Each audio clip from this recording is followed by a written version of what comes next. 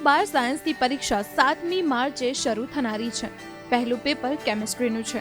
બંને ગ્રુપ માટેના વિદ્યાર્થીઓને આ પરીક્ષા આપવાની હોય છે।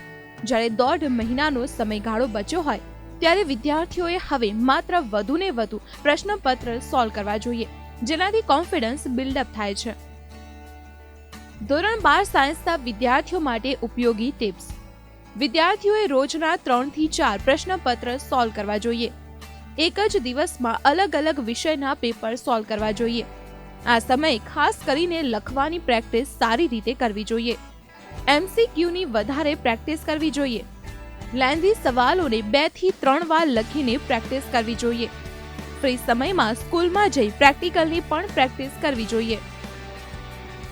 બોર્ડની પરીક્ષાને 1.5 મહિના જેટલો સમય બાકી છે, ત્યારે વિદ્યાર્થીઓને માત્ર એટલું જ કહેવાનું કે જે નબળા છે, ખાસ કરીને એમના માટે પ્રકરણ નંબર 2, 4, 6 અને 7 જો એ થરોલી કરી લે સમજીને તો 100% એ 60% માર્ક આરામથી મેળવી શકે।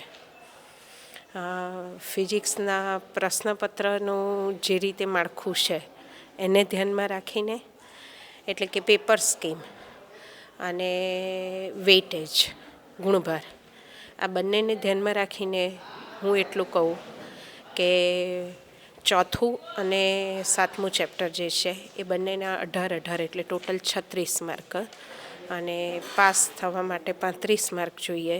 જો 2 ચેપ્ટર એ પરફેક્ટ કર્યા હોય, થરોલી સમજ્યા સિવાય કશું જ ન આવડે, જો સમજીને કર્યા હોય તો વિદ્યાર્થી આરામથી પાસ થઈ શકે।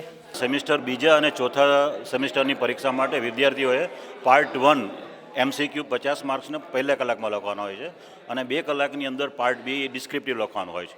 તો એ પરિસ્થિતિમાં પાર્ટ બીની પ્રેક્ટિસ કરવી જોઈએ, કારણ કે પાર્ટ બીમાં ડિસ્ક્રિપ્ટિવ હોવાને કારણે ઘણા લાંબા સમયથી વિદ્યાર્થીઓને લખવાની પદ્ધતિ અથવા ઝડપ ઓછી થઈ ગઈ હોય તો વિદ્યાર્થીઓ પાર્ટ બીના 2 કલાકના પ્રશ્નપત્ર 50 માર્કનું ઘેર પ્રેક્ટિસ કરવી આવશ્યક થઈ પડે છે।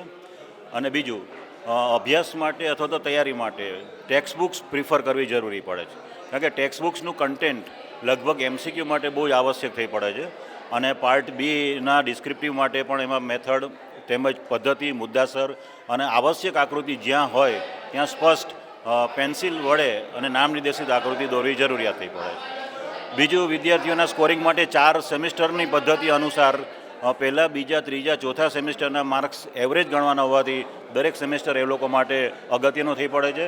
એટલે વિદ્યાર્થીઓ આ સેમિસ્ટર, બીજા સેમિસ્ટરના વિદ્યાર્થીઓ અને ચોથા સેમિસ્ટરના વિદ્યાર્થીઓ હજુ પણ એ અનુક્રમે 1 મહિના અને 2 મહિનાનો સમય મળી રહેતો હોવાથી ઘેર વધુ મહેનત લખવાની કરવી જરૂરી થઈ પડે છે।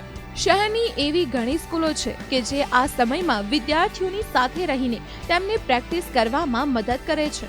ઘણા વિદ્યાર્થીઓ સ્કૂલે આવીને જ વાંચવાનું પસંદ કરતા હોય છે, જેનાથી તેમને જે પ્રોબ્લેમ્સ કે ક્વેરી હોય તો તેઓ શિક્ષકોને પૂછીને સોલ્વ કરી શકે। એટલું જ નહીં, સ્કૂલમાં ભેગા થયેલા આ સ્ટુડન્ટ્સ પોતાના મિત્રોની સાથે રહીને એકબીજાની હેલ્પ પણ કરતા હોય છે। ફિઝિક્સ એકદમ ઇઝી વિષય છે। જો તમે ગોખવા જાઓ તો તમે આકૃતિમાં હંમેશા થાપ ખાઓ, એ રીતે આ વખતના ચોથા સેમેસ્ટરના ચેપ્ટર્સ છે, એટલે આપણે હંમેશા ગોખ્યા વગર જ અમે લોકો કરીએ છીએ। અને ગ્રુપ સ્ટડી માટે અમે લોકો સાથે સમૂહમાં બેસીને આ રીતે કરીએ, જેથી દરેક જણા વારાફરતી અમુક દાખલા સોલ્વ કરીને આવે અને પછી અમે અંદરો અંદર તેની પૂછપરછ કરીએ, એટલે એક દાખલા વિશે અમને બધાને એનું જ્ઞાન મળે છે।